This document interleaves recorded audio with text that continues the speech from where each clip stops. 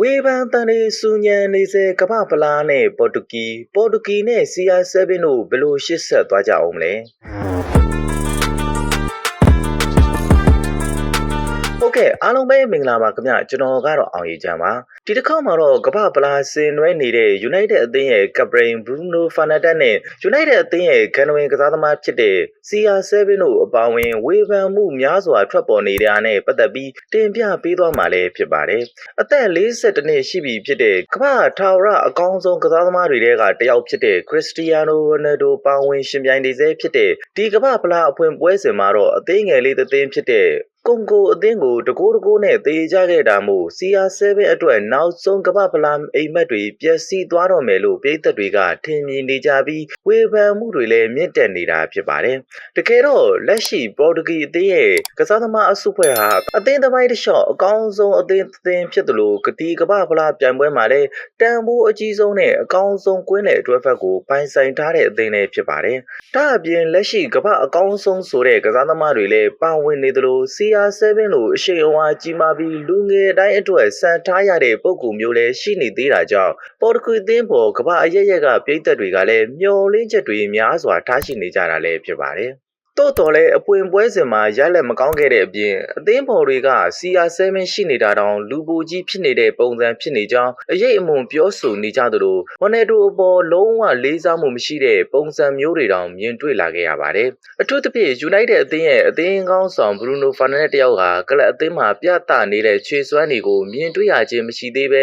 ခြေစွမ်းတွေပျောက်ဆုံးနေရသလိုအသင်းပေါ်ဝနယ်ဒိုကိုဘောလုံးပေးဖို့တောင်မကြိုးစားပဲကိုယ်တိုင်ကန်သွင်းယူဖို့နဲ့တခြားကစားသမားများကိုသာဝနယ်ဒိုထက်ဦးစားပေးပြီးဘောလုံးပေးဖို့နေကြောင်းမြင်တွေ့ခဲ့ရတာမို့ဝေဖန်မှုများစွာနဲ့စတင်ရင်ဆိုင်နေရတာလည်းဖြစ်ပါတယ်။ဒါကြောင့်လည်းပေါ်တူဂီပြည်သက်တွေဟာ CR7 အပေါ်လေးစားမှုရှိဖို့နဲ့ CR7 ကိုဘောလုံးပေးဖို့နိုင်ဖို့ကြိုးစားရန်တောင်းဆိုမှုများစွာရှိခဲ့သလိုဖာနန်ဒက်ရဲ့ဇနီးဖြစ်သူရဲ့ social media အကောင့်များအောက်တွင်တောင်ဝင်ရောက်ရေးသားနေကြပြီပဲဖြစ်ပါတယ်။ရှင်းပွဲစဉ်ပွဲအပြီးအင်တာဗျူးစီစဉ်မှာလဲ Bruno Fernandes ဟာပေါ်တူဂီအသင်းအတွက်သာကစားပေးနေတာဖြစ်တယ်လို့ကစားကွက်မှာပိုပြီးအခွင့်အရေးဖြစ်ပေါ်နေတဲ့ကစားသမားကိုသာဘောလုံးပေးဖို့နေရတာဖြစ်ကြောင်းနဲ့ CR7 အပေါ်မှာအပြည့်အဝလေးစားမှုရှိပြီးသူတို့နှစ်ဦးကြားမှာလည်းဘာပြဿနာမှမရှိကြောင်းပြောဆိုသွားခဲ့ပါတယ်။ဒါပေမဲ့လည်း Bruno Fernandes ရဲ့အပြုအမူဟာတကူကောင်းဆန်မှုများစွာဖြစ်ပေါ်နေကြောင်းမီဒီယာသတင်းတော်တော်များများကရေးသားနေကြတာလည်းဖြစ်ပါတယ်။ဒါအပြင်ပေါ်တူဂီအကွင်းလေကစားသမားတူဖြစ်တဲ့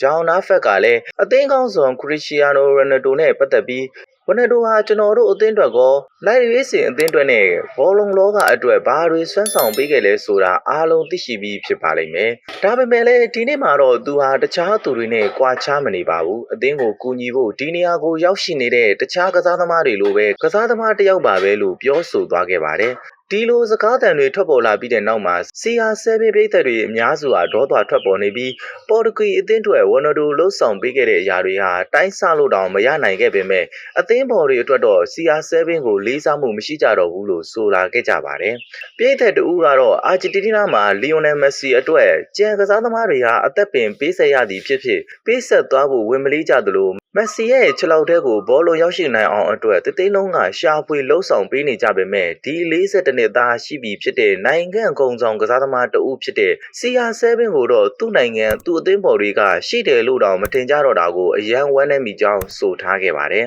ဒီပွဲစဉ်မှာအဓိကတာဝန်ရှိသူဟာအသင်းရဲ့နီးပြချုပ်ဖြစ်သူမာတီနက်ဖြစ်ပြီးလက်ရှိကမ္ဘာအကောင်းဆုံးကွင်းလယ်အစုဖွဲ့နဲ့အကောင်းဆုံးကစားသမားများစွာရှိနေတဲ့အသင်းကိုမလိုအလားအပ်တဲ့ကစားသမားများကိုသာဦးစားပေးအသုံးပြုလာခဲ့သလိုအသင်းရဲ့အားသာချက်ရှိနေတဲ့ကွင်းလယ်ကိုဘယ်လိုအသုံးပြုရမလဲဆိုတဲ့နီးလန်းမရှာနိုင်သေးတာကြောင့်ရဲ့ CR7 ပါဝင်နိုင်မဲ့ကစားကွက်တစ်ခုကိုအမြန်ဆုံးရှာတွေ့နိုင်မှာဖြစ်မှာလည်းဖြစ်ပါတယ်ဒါပေမဲ့လည်းဘယ်ဂျီယလိုရွှေအောင်မျိုးဆက်တစ်ခုတောင်ဘာမှမလုပ်ပြနိုင်တဲ့နီးပြမာတီနက်အတွက် CR7 ရဲ့ကမ္ဘာဖလားနောက်ဆုံးမျှော်လင့်ချက်ပြက်ပြက်သွားနိုင်တော့မလားနောက်ပွဲစဉ်တွေမှာတော့ဒီဝေဖန်သံတွေကိုပြန်လည်ပိတ်သွားအောင်ပေါ်တူဂီအသင်းလှုံ့ဆော်သွားနိုင်တော့မလားဆိုတာစောင့်ကြည့်သွားရတော့မှာဖြစ်ပါကြောင်းတင်ဆက်ရင်းနဲ့နောက်တဲ့ဗီဒီယိုတွေမှာပြန်လည်ဆုံတွေ့သွားကြရအောင်ပါခင်ဗျာOkay Manchester United နဲ့ပတ်သက်တဲ့သတင်းတွေကိုစဉ်ဆက်မပြတ်တင်ဆက်ပေးနေမှာမို့ကျွန်တော်ရဲ့ channel လေးကို like and subscribe နေပြီးအားပေးခဲ့ဖို့တောင်းဆိုပါရစေခင်ဗျာ Facebook ကကြည့်နေတဲ့ညီကိုများလည်း follow လေးလုပ်ခဲ့ပြီးဖို့မေတ္တာရက်ခံပါရစေခင်ဗျာကြည့်ရှုအားပေးခဲ့တဲ့ဘော်ဒါအားလုံးကိုကျေးဇူးအထူးတင်ရှိပါတယ်ခင်ဗျာ